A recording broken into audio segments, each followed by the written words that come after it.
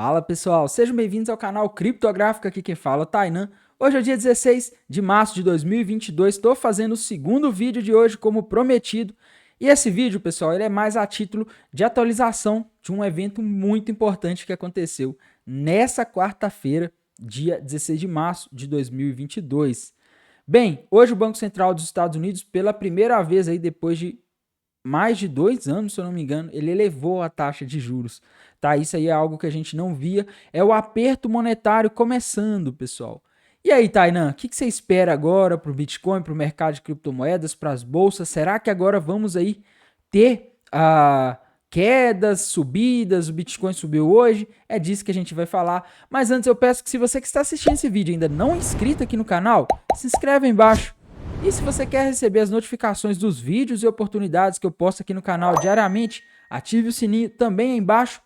E se vocês querem ajudar o canal de alguma forma, quer que o canal continue crescendo, deixa o like aí embaixo. Quando você deixa o like aí embaixo, você diz pro YouTube que você quer que esse canal continue trazendo conteúdo, que esse canal é relevante, e assim você me ajuda, ajuda o canal e também acaba me ajudando a te ajudar, beleza? Então vamos lá, pessoal, vamos aí falar da situação do Bitcoin hoje. O que aconteceu hoje, pessoal? O Banco Central dos Estados Unidos elevou em 0,25 a taxa de juros, tá? O mercado, por que o mercado subiu hoje? Por que o mercado não se assustou com esse evento?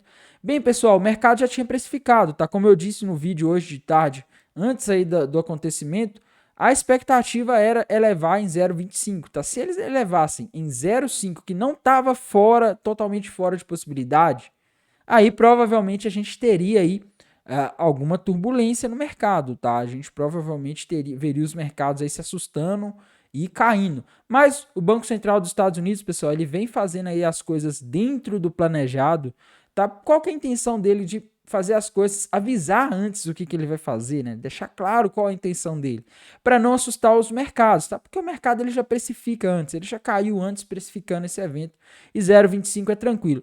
Ele falou algo, pessoal, que na minha visão pode ser um pouco preocupante, que a redução do balanço ela já pode começar em maio, tá? Ele falou dessa possibilidade que na próxima reunião, que vai ser no dia, se eu não me engano, dia 4 de maio, né? Eu não tenho certeza, tem que conferir, tá? Mas em maio. E se tiver isso aí, a gente pode ver os mercados em maio começando a precificar essa redução de balanço, tá? Lembrando que em abril agora a gente não vai ter reunião do Banco Central, então talvez abril seja um mês aí um pouco mais tranquilo, se a gente não tiver eventos estranhos, né, e inesperados, como aconteceu aí da metade de fevereiro para frente, tá? Então, essa aí é a minha perspectiva para o mercado. E, pessoal, esse aumento de juros, ele não vai gerar um efeito imediato, tá? E uma coisa que eu observei nas últimas reuniões do Banco Central dos Estados Unidos é que o mercado ele demorou alguns dias para reagir à mudança de política monetária ou ao que foi falado na reunião, tá? E parece que não está sendo diferente.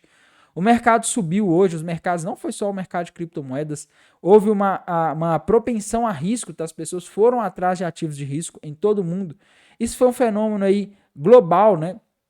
O DXY caiu, se a gente for aqui para o gráfico do DXY, a gente consegue ver aqui que ele caiu até forte hoje, né? E isso aí, pessoal, mostra que as pessoas estavam tomando risco, tá? Isso por quê? Porque o evento que aconteceu ele não foi inesperado, a gente não teve aí nenhuma notícia negativa vinda da Ucrânia, inclusive há negociações aí mostrando que a paz lá e o fim do conflito ele está mais próximo, cada vez mais próximo, tá, de ser resolvido por meio de diálogo e negociação. Então os mercados eles ficam propensos a risco, vão para ativos de alto risco, como ações, né?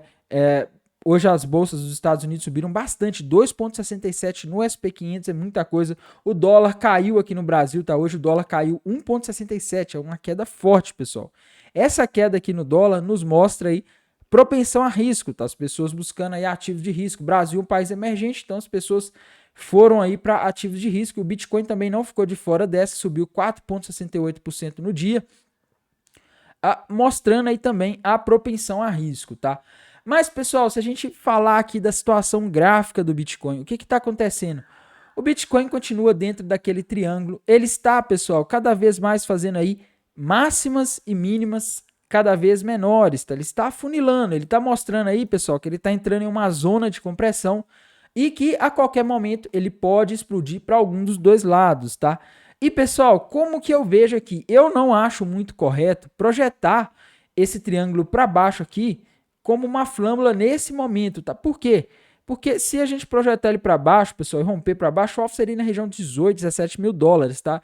E, sinceramente, eu acho que ele não vai tão facilmente ali naquela região, tá?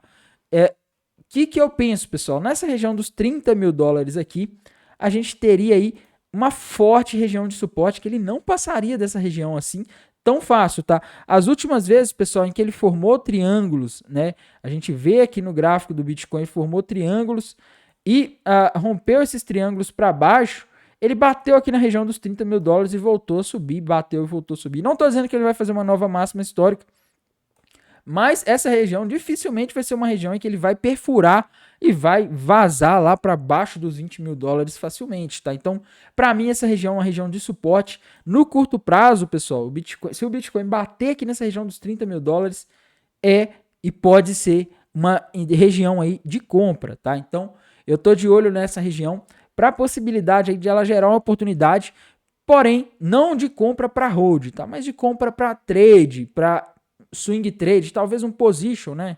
Uma operação aí de alguns dias, algumas semanas, mas nada de muito,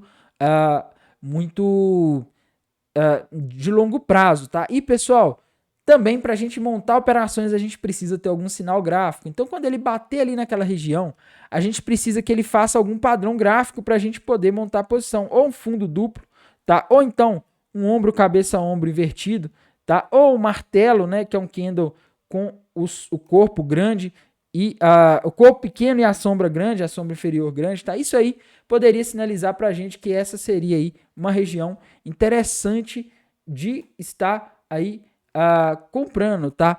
Mas, pessoal, infelizmente, por enquanto a gente ainda não tem nenhum sinal nem de compra e nem de venda, tá, pessoal? O mercado ele tá parado nessa região aqui dos 40, entre 44, vamos colocar entre 44 e 37 mil dólares, que é a região que ele vem aí desde o final de janeiro, tá? Desde o final de janeiro que o Bitcoin tá andando nessa região e não vai para lugar nenhum, tá? Ele começa a parecer que vai para um lado e vai para o outro.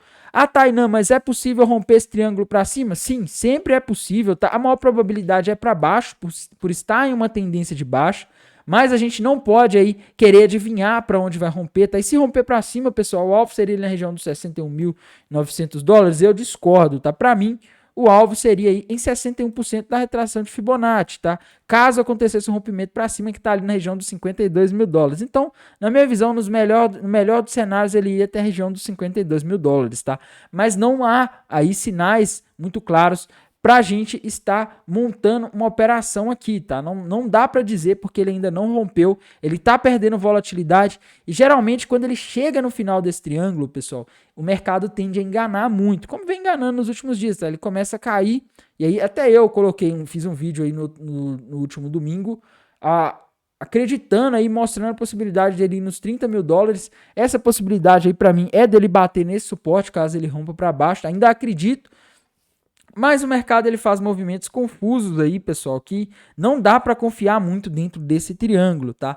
E como a gente sabe que pode romper e quando romper a volatilidade vai ser alta, eu não acho que é muito legal estar se antecipando aí ao padrão, ao movimento, tá? Então, na minha visão, pessoal, acredito que seja interessante aqui aguardar e a região aqui dos 43 mil dólares, pessoal, ele pode ir lá e é uma região de resistência, tá? Virou uma resistência. Já a região aqui dos 37.500, 38 mil dólares virou uma região de suporte por enquanto, tá? Então aqui em cima, na região dos 43 mil dólares, pessoal, já daria até para montar uma operação de short. Ainda não vou fazer isso, tá? Ainda não tô achando seguro fazer isso. A gente tem que ver como o mercado vai reagir quando ele chegar na região.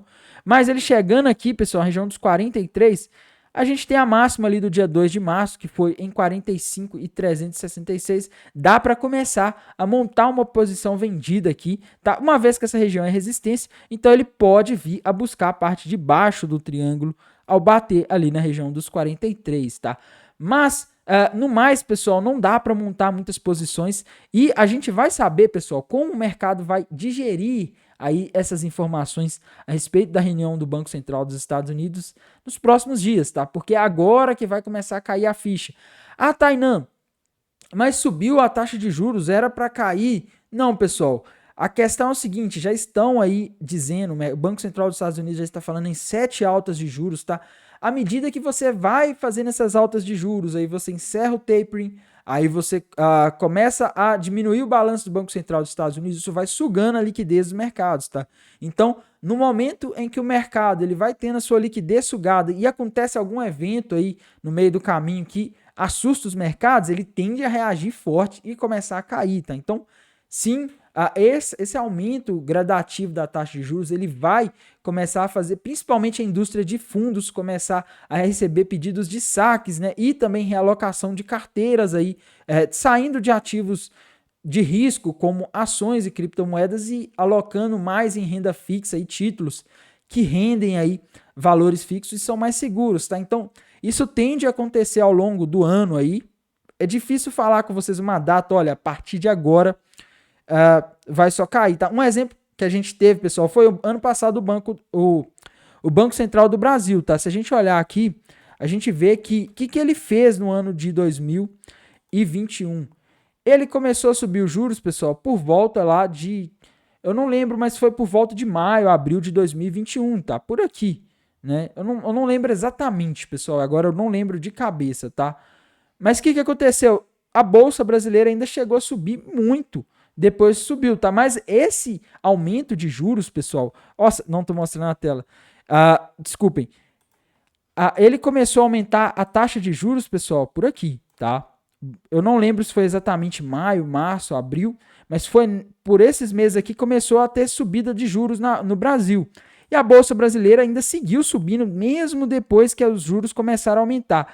Mas a cada reunião que passava, o Banco Central dos Estados Unidos, ele vinha... o Banco Central Brasileiro, desculpem, gente. O Banco Central Brasileiro, ele vinha aí aumentando a taxa de juros. E isso aí foi empurrando o mercado para baixo. E aí apareceu alguns motivos aí que assustaram os mercados, né? Questões fiscais.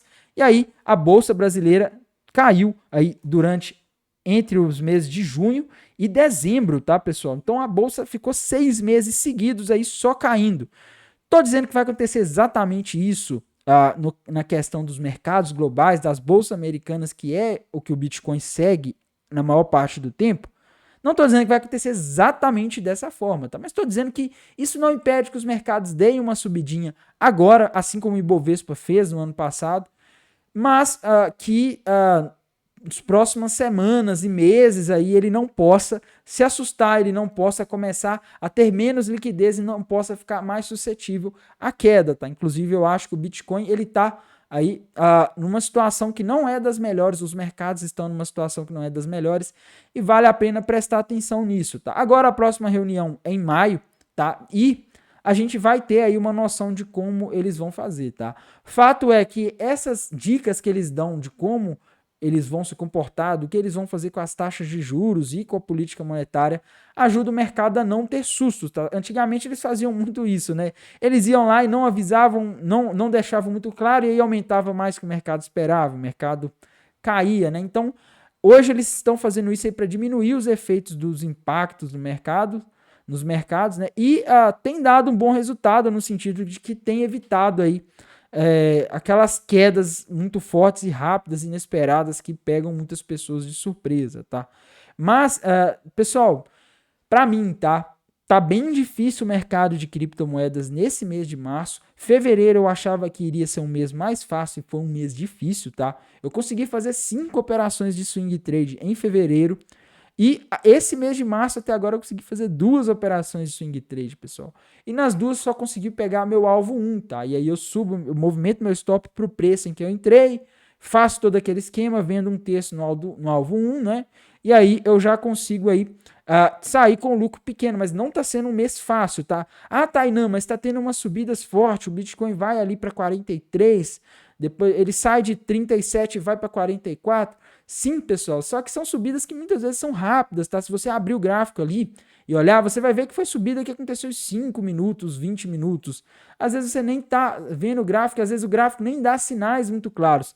Pense, pessoal, que enquanto o Bitcoin não sair desse triângulo aqui, fica um pouco complicado de fazer operações aí de swing trade, tá? Para quem faz day trade, scalping, sabe operar no mercado nessas condições de volatilidade e de lateralidade, tudo bem, mas para quem faz swing trade, talvez não seja o melhor mercado aí para se operar, tá?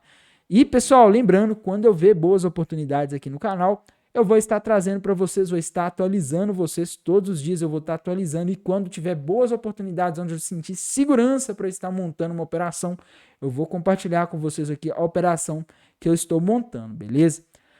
Bem, pessoal, no mais é isso, desejo a vocês aí uma ótima semana, um bom descanso e bons negócios. Até mais, tchau!